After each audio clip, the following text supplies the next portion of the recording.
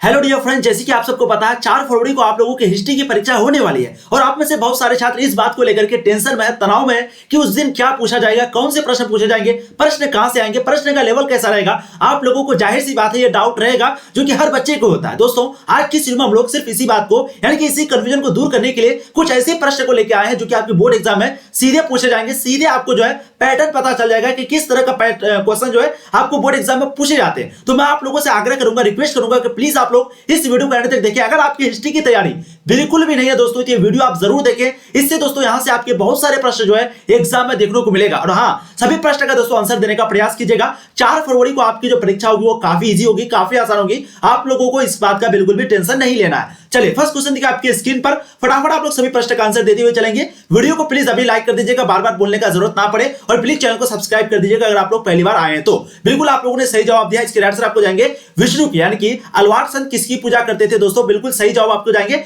विष्णु की। Option C आपका बिल्कुल राइट आंसर आएगा। अब देखिए अगला प्रश्न क्वेश्चन नंबर 2, मुजफ्फरपुर बम कांड में फांसी की सजा किसे दी गई थी। बिल्कुल हमने इसका प्रश्न कई बार आपको करवाया है। मुजफ्फरपुर बमकांड में जो है खुदीराम बोस को सजा दी गई थी। ऑप्शन भी आपके बिल्कुल सेकंड के राइट आंसर आएंगे, करेक्ट आंसर आएंगे, बिल्कुल सही जवाब। क्या बात है, बहुत बढ़िया। देखिए अगला प्रश्न क्वेश्चन नंबर 3, काफी इंपोर्टेंट प्रश्न आपका, प्रथम जन संगीति कहां हुई थी। पाटलिपुत्र में, वाराणसी में, राजगृह में, वैशाली में। इस प्रश्न का आपको सही आंसर देना बहुत ही इंपॉर्टेंट प्रश्न आपका। बिल्कुल दोस्तों थर्ड की जो राइट आंसर है वो आपको जाएंगे पाटलिपुत्र में। ध्यान रखिएगा प्रथम जन संगीति जो है वो पाटलिपुत्र में हुई थी। ऑप्शन ये आपका बिल्कुल सही जवाब हो जाएगा। अब देखिए आपके स्क्रीन पर हलवा प्रश्न आपका, बिल्कुल हलवा प्रश्न है। कई बार हमने आपको करवाया है। स्तूप का क्या पूछ दे आपको, त्रिपिटक का पूछ दे, सुत्त पिटक का पूछ दे, स्तूप का पूछ दे, महायान पूछ दे, हीनयान पूछ दे। ये सभी का जो संबंध है दोस्तों वो बौद्ध धर्म से है। बुद्ध धर्म, बौद्ध धर्म जो भी है आपका ऑप्शन सी जो है बिल्कुल सही जवाब हो जाएंगे। तो स्तूप जो है वो किस धर्म से संबंधित है। बिल्कुल दोस्तों देखिए कई बार आपको ये प्रश्न पूछा गया है। बिल्कुल आप लोग को ध्यान से एक क्वेश्चन को देखना है और हो सके तो स्क्रीनशॉट इस प्रश्न का ले लीजिए, क्योंकि यह प्रश्न जो आपको 2021 में भी पूछा गया है।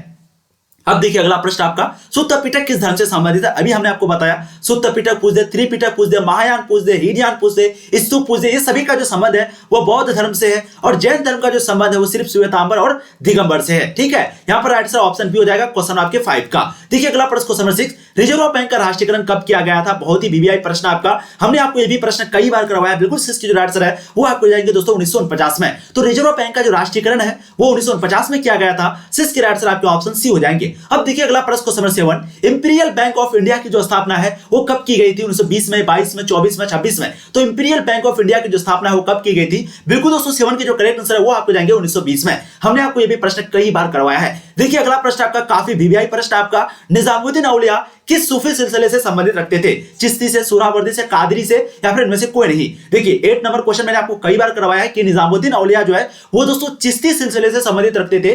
करेक्ट आंसर आपके 8 के बिल्कुल ऑप्शन ए हो जाएगा। 2019 में देखिए आपको ये प्रश्न जो है पूछा गया है। अब देखिए अगला प्रश्न क्वेश्चन नंबर 9, रामानंद के शिष्य कौन थे। हमने आपको ये भी प्रश्न करवाया है। रैदास भी थे, कबीर भी थे, धन्ना एवं पीपा भी थे। यानी कि रामानंद के जो शिष्य हैं उनमें से चारों थे, यानी कि राइट आंसर जो है आपके ऑप्शन डी हो जाएगा। बिल्कुल आप लोगों ने सही जवाब दिया है आप लोगों ने। और आप लोग को देख रहे हैं, प्लीज अभी भी बहुत सारे स्टूडेंट वीडियो को लाइक नहीं किए तो वीडियो को लाइक जरूर कर दीजिएगा। अब देखिए अगला प्रश्न क्वेश्चन नंबर 10, ख्वाजा मुइनुद्दीन चिश्ती की जो दरगाह है वो कहां पर है। देखिए यहां पर मुइनुद्दीन चिश्ती है। ठीक है, तो मुइनुद्दीन चिश्ती बिल्कुल आपका अजमेर हो जाएगा। ध्यान रखिएगा ऑप्शन डी आपका बिल्कुल सही जवाब हो जाएगा क्वेश्चन नंबर 10 का। क्या बात है, बहुत बढ़िया। यहां पर भी आपको मुइनुद्दीन चिश्ती दिखे तो डायरेक्ट आपको लगा देना है अजमेर। ठीक है, अब देखिए अगला प्रश्न क्वेश्चन नंबर 11, भारत आने से पहले बाबर जो है वो कहां का शासक था।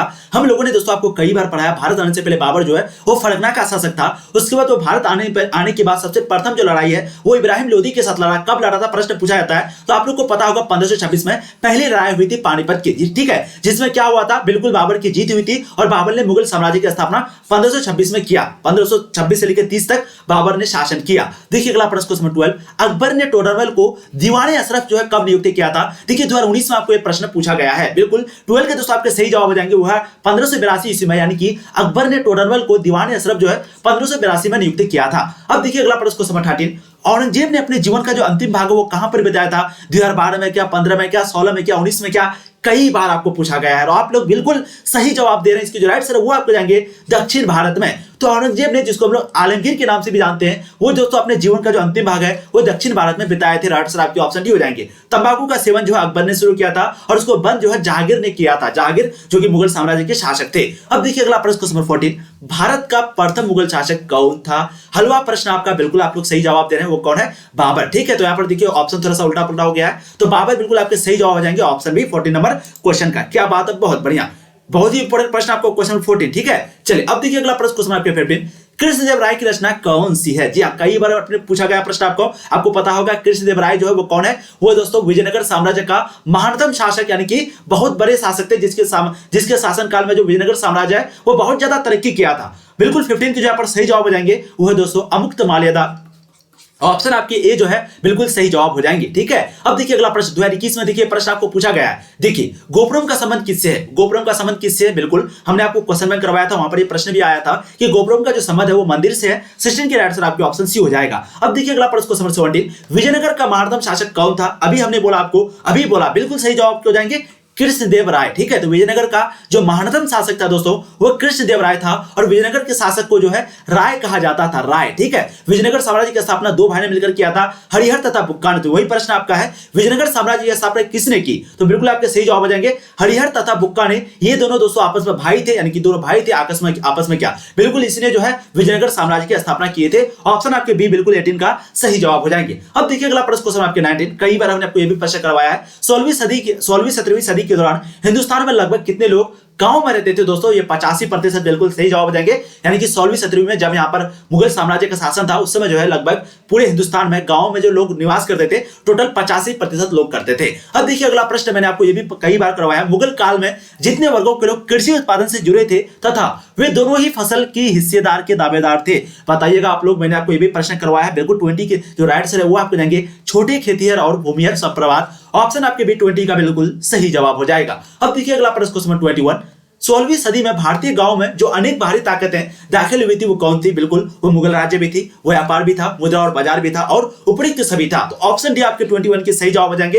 ये सभी प्रश्न देखिए आपको पहले भी करवा चुके, तो प्लीज अगर कोई भी प्रश्न गलत हो रहा तो इसका मतलब है कि आपकी तैयारी अच्छी नहीं है। आप लोग प्लीज थोड़ा सा ध्यान दीजिए, कुछ ही दिन बचा हुआ है। और अगर आप कम समय में और अच्छी तैयारी करना चाहते हो तो मैं आपको कई बार बता चुका हूं कि आपको सिंपली गूगल ओपन करना है दोस्तों, वहां पर आपको सिंपली लिखना तनु क्लासेस। वो लिखने के बाद वेबसाइट पे जाकर के आपको बहुत मजे के साथ तैयारी करनी है, क्योंकि यहाँ पर आपको चैप्टर बाय चैप्टर पूरा ऑब्जेक्टिव बीबीआई मॉडल सेट, उसके साथ साथ आपको जो है सारा चैप्टर बाय चैप्टर ऑब्जेक्टिव के साथ सब्जेक्टिव क्वेश्चन भी बहुत जल्द मिलने वाला है। इंग्लिश का समरी भी आपको मिलेगा। तो प्लीज आप लोग जरूर वेबसाइट पे गूगल पे सर्च कीजिएगा तनु क्लासेस, वहां से आपको अच्छे से पढ़ाई करनी है। कम समय में बिल्कुल फ्री में पीडीएफ मिलेगा और अच्छी तैयारी आपकी हो जाएगी। चलिए, मुगलकालीन ऐतिहासिक स्रोतों में शामिल थे 22 के दोस्तों, बिल्कुल आपके जो सही जवाब है वो आपको जाएंगे उपरोक्त सभी, यानी कि ऐतिहासिक ग्रंथ भी थे, सरकारी तथा गैर सरकारी दस्तावेज थे, उस कलावंश में बनी इमारतें एवं स्मारक भी थे। ऑप्शन डी आपके 22 का बिल्कुल सही जवाब हो जाएगा। अब देखिए अगला प्रश्न आपको जाएंगे 23 नंबर क्वेश्चन, संविधान सभा के प्रथम अध्यक्ष कौन थे? राजेंद्र प्रसाद, सच्चिदानंद सिन्हा, सुभाष चंद्र बोस, सरदार पटेल। तो संविधान सभा के प्रथम अध्यक्ष कौन थे? बिल्कुल दोस्तों 23 के आप लोगों ने एकदम सही जवाब दिया है।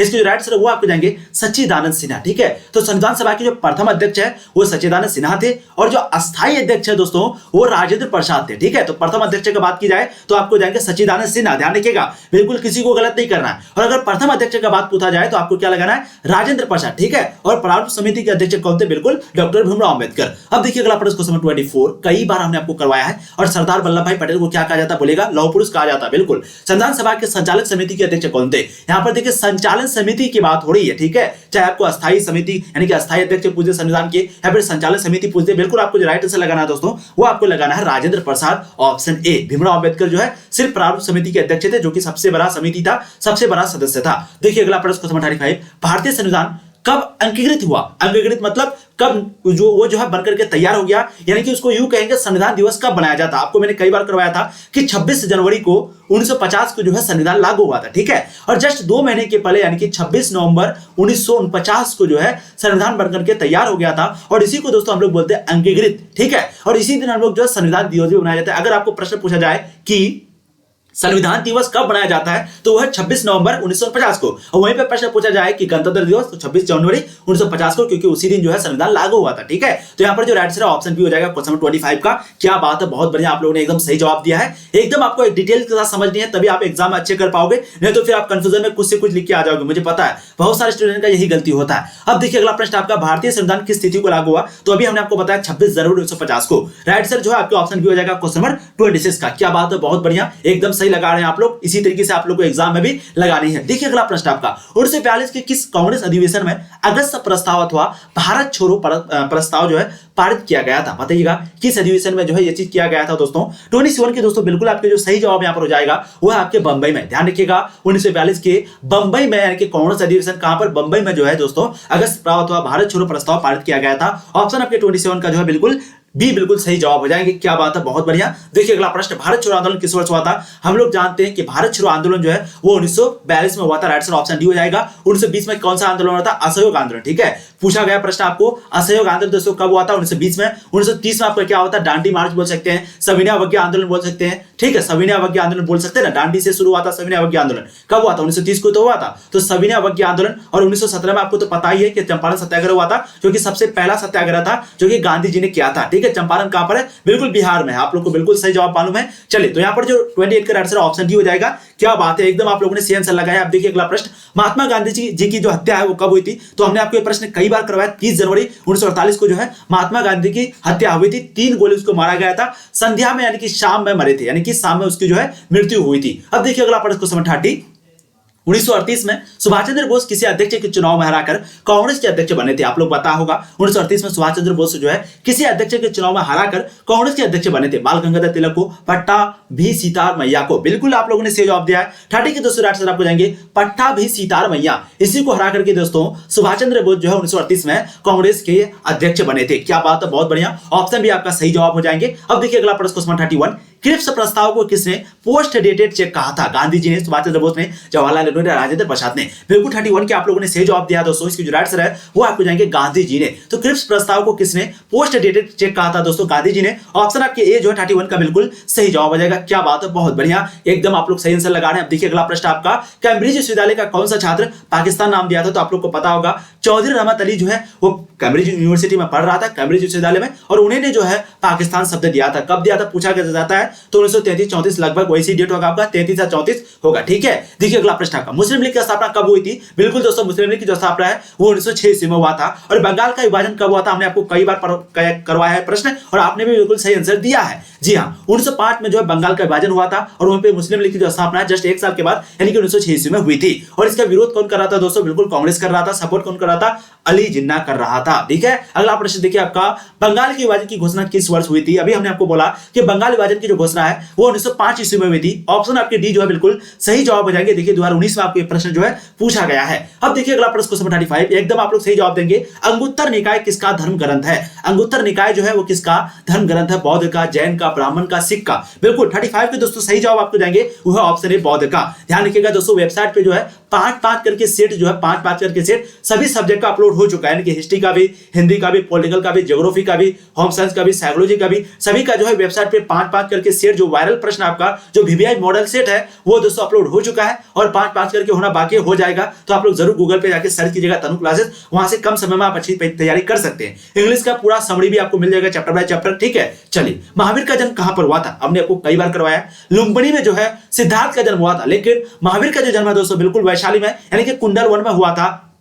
2021 में देखिए आपको एक प्रश्न पूछा गया, मैंने आपको क्वेश्चन बैंक करवाया था 2009 से 2021 तक, उसमें बताया भी था कि महावीर का बचपन का नाम जो है वर्धमान था। महावीर का जो जन्म है वो कुंडल वन वैशाली में हुआ था। ठीक है, और वहीं पे सिद्धार्थ का बचपन का नाम सिद्धार्थ किसका था, बिल्कुल गौतम बुद्ध का। और गौतम बुद्ध का जन्म कहां पर हुआ था, लुम्बिनी में हुआ था। ठीक है, उसकी शिक्षा की प्राप्ति बोधगया में हुई थी, पेड़ के नीचे। देखिए अगला प्रश्न आपका, गेट ऑफ इंडिया किस शैली का उदाहरण है। हमने आपको कई बार बताया कि गेट ऑफ इंडिया जो है इंडो सरांसिक शैली का उदाहरण है। ऑप्शन सी सही जवाब हो जाएंगे। इसका निर्माण कब हुआ था, तो 1911 ईस्वी में हुआ था। 1911 ईस्वी में गेट ऑफ इंडिया निर्माण भी हुआ था, और 1911 ईस्वी में जो है कलकत्ता से दिल्ली राजधानी को परिवर्तित कर दी गई थी, यानी कि भारत की पहली राजधानी कलकत्ता था, आप लोग को पता होगा। और दिल्ली कब परिवर्तित किया गया दोस्तों, तो वह 1911 में ही। ठीक है, तो 1911 में 2 घटना हुआ था, आप लोग को एकदम ध्यान रखना है, किसी को भूलना नहीं है। फोर्ट विलियम किस शहर में स्थित है। देखिए 2019 में 20 में ही प्रश्न पूछा गया और हमने आपको कई बार करवाया। गेटवे ऑफ इंडिया जो है बंबई में है और फोर्ट विलियम जो है वो कोलकाता में है। ठीक है, तो 38 के बिल्कुल आपके जो सही जवाब है दोस्तों, क्या बात है, वो आपको जाएंगे कोलकाता। कभी कभी आपको ऑप्शन कोलकाता नहीं देगा तो वहां पर आपको बंगाल दे देगा। ठीक है,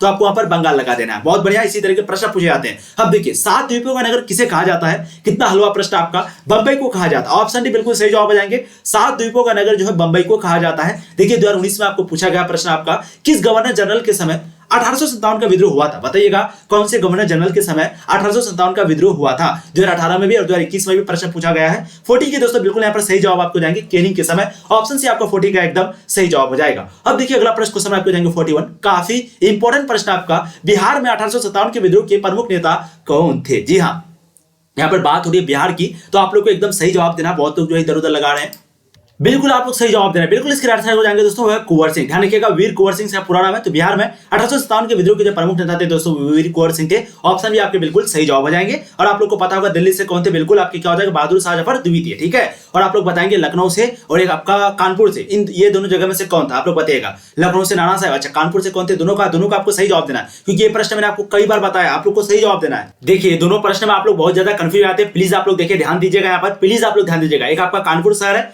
एक आपका दोस्तों क्या लखनऊ। ठीक है, इन दोनों में आप लोग को कंफ्यूज, ये को जरा सा नहीं होना, आप लोग कंफ्यूज बेकार में हो जाते हैं। कानपुर में जो दोस्तों नाना साहब थे, ध्यान रखिएगा, कानपुर, कान कान कान मतलब नाना, यानी कि कान 9 आपका लास्ट में आया तो 9 क्या हो गया, नाना। यानी कि कानपुर में जो विद्रोह के नेता थे वो नाना साहेब थे। ध्यान रखिएगा, नाना साहेब, यानी कि 1857 का जब क्रांति हो रहा था तो उसमें जो विद्रोह हो रहा था दोस्तों, तो उस विद्रोह के प्रमुख यानी कि उसके जो नेतृत्व है, किसके नेतृत्व में हो रहा था, तो दोस्तों कानपुर में जो आपको विद्रोह हो रहा था उसके नेतृत्व में नाना साहेब के नेतृत्व में। और वहीं पे अगर लखनऊ की बात की जाए तो लखनऊ में जो नेतृत्व कर रही थी वो कर रही थी बेगम हजरत महल। ठीक है, अपना बेटा, उसका एक बेटा था, उसको गद्दी पे बैठा करके, बेटा का कुछ नाम भी था बिरजिस कद्र या कुछ ऐसे नाम था। ठीक है, तो बिरजिस कद्र जो उसका बेटा था उसको गद्दी पर बैठा करके वो जो है दोस्तों खुद नेतृत्व कर रहे थे लखनऊ में। और इसी को देख करके, इसी के फॉलोअर में, इसी के अंडर में अवध में हो गया आपका, उसके अवध के जमींदार हो गए, किसान और हो गए, सैनिक हो गए, इसी के नेतृत्व में करने लगे। तो 2 प्रश्न आपको पूछा जाता है, अगर पूछ देगा आपको लखनऊ में विद्रोह के नेता कौन थे, तो दोस्तों आपको लगाना बेगम हजरत महल, और कानपुर में कौन था, बिल्कुल नाना साहेब। और यही दोनों बाद में भाग करके जो है नेपाल भी चले गए थे। ठीक है, और एक प्रश्न पूछा जाएगा कि अवध में विद्रोही के नेता कौन थे, तो दोस्तों वो भी जो है बेगम हजरत महल थे,